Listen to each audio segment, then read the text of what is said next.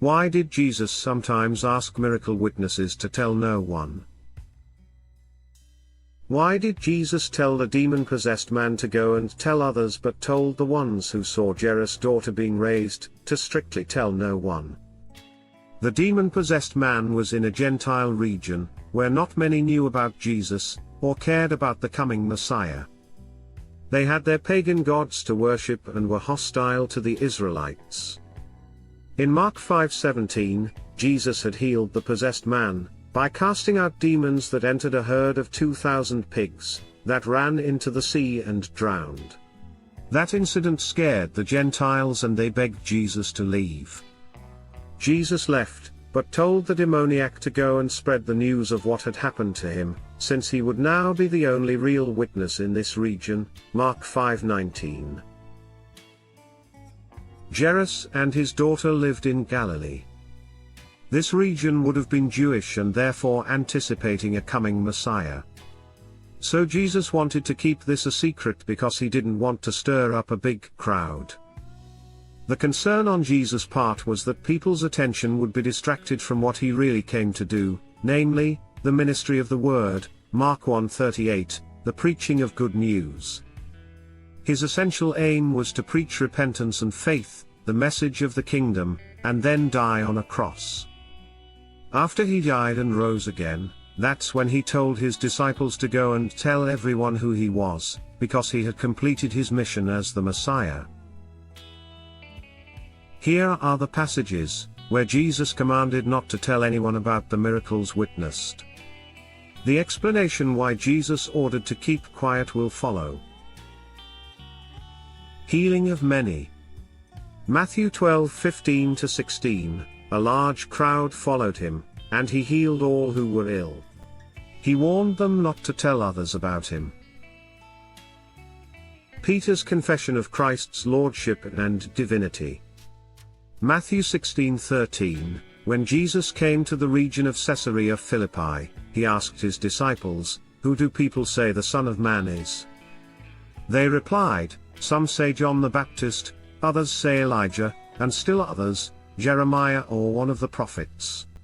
But what about you?" he asked. "Who do you say I am?" Simon Peter answered, "You are the Messiah, the Son of the living God." Jesus replied, "Blessed are you, Simon son of Jonah, for this was not revealed to you by flesh and blood, but by my Father in heaven." Then he ordered his disciples not to tell anyone that he was the Messiah. Another occasion was on returning from the mountain of the Transfiguration. After 6 days Jesus took Peter, James and John with him and led them up a high mountain, where they were all alone. There he was transfigured before them. His clothes became dazzling white, whiter than anyone in the world could bleach them. And there appeared before them Elijah and Moses, who were talking with Jesus. Suddenly, when they looked around, they no longer saw anyone with them, except Jesus. As they were coming down the mountain, Jesus gave them orders not to tell anyone what they had seen, until the Son of Man had risen from the dead. Mark 9:2. They kept the matter to themselves, discussing what rising from the dead meant. There was a case when Jesus cast out demons and told them to keep quiet about it. Mark 3:11. Whenever the impure spirits saw him, they fell down before him and cried out, "You are the Son of God." But he gave them strict orders not to tell others about him. The healing of a deaf man. Mark 7:35. At this, the man's ears were opened, his tongue was loosened and he began to speak plainly. Jesus commanded the witnesses not to tell anyone. But the more he did so, the more they kept talking about it. People were overwhelmed with amazement. "He has done everything well," they said. "He even makes the deaf hear and the mute speak." The healing of Jairus' daughter is worth mentioning again. Luke 8:51, when he arrived at the house of Jairus, he did not let anyone go in with him except Peter, John, and James, and the child's father and mother. But he took her by the hand and said, "My child, get up." Her spirit returned, and at once she stood up. Then Jesus told them to give her something to eat. Her parents were astonished, but he ordered them not to tell anyone what had happened. Are Jesus' reasons the same in each case, or there were different motivations for asking people not to tell what they had seen? There are times when Jesus performed a miracle and then told people to remain quiet about it. Some people use that to wrongly try to prove that Jesus never claimed to be God. When you take a close look at the times when Jesus did that, you'll generally see two contexts, in which he tells people not to report who he is and what he has done. That happened early in his ministry and very late in his ministry. An example from his early ministry is the healing of the leper in Matthew 8:2-4, Mark 1:40-45, and Luke 5:12-16. Mark is especially helpful in providing Jesus' attitude toward healings at the time. Jesus had begun his ministry in Capernaum and was teaching in the synagogue where he was approached by a demon-possessed man. While the demon was trying to get him instant fame as the coming warrior king, Jesus rebuked it and cast it out of the man. Jesus then spent the rest of the night healing the sick and casting out demons. Early in the morning, Jesus went out of the town to pray. His disciples found him and told him everyone was looking for him.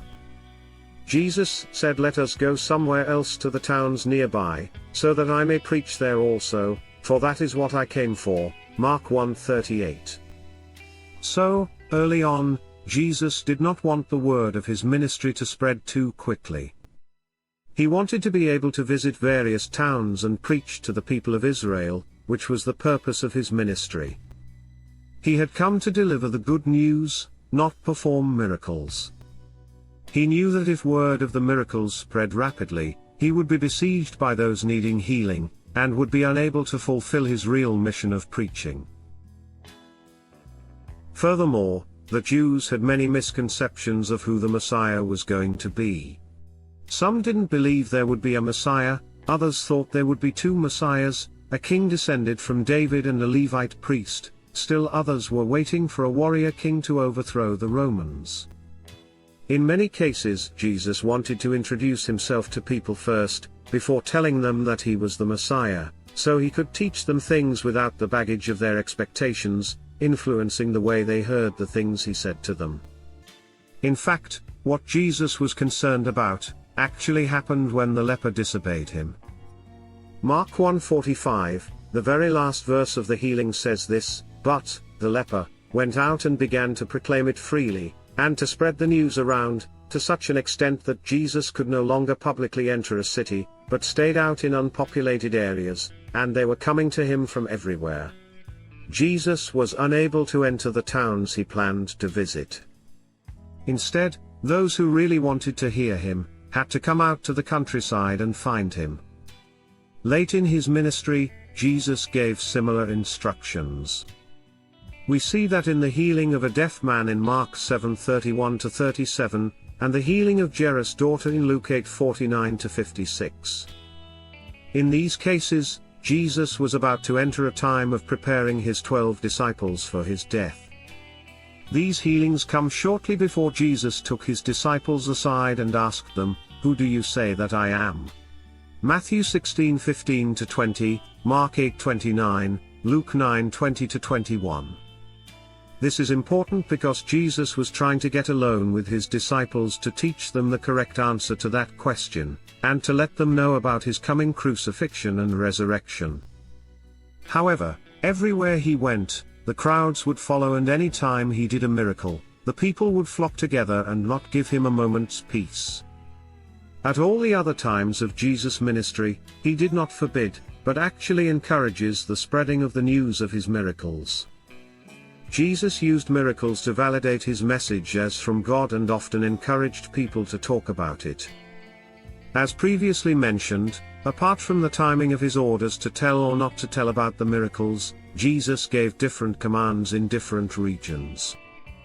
In Israel, Jesus had to keep a lid on his popularity to avoid a premature arrest, but in the Gentile region this threat was not there and he needed to convert pagans to monotheism. He wanted to share the glory of God to the Gentiles as much as possible, but was asked to leave.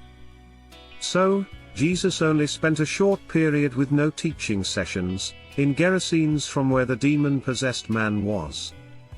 In other areas, Jesus refrained himself from the crowds demanding miracle without teachings.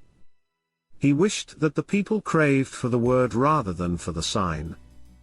When he first started his ministry, he wanted to reach as many towns as possible with the message of the kingdom, without being overwhelmed by people wanting to be healed. But at the end of his ministry, Jesus wanted to spend more time with his disciples, to prepare them for the dreadful day of his crucifixion and for their mission as his most devout followers.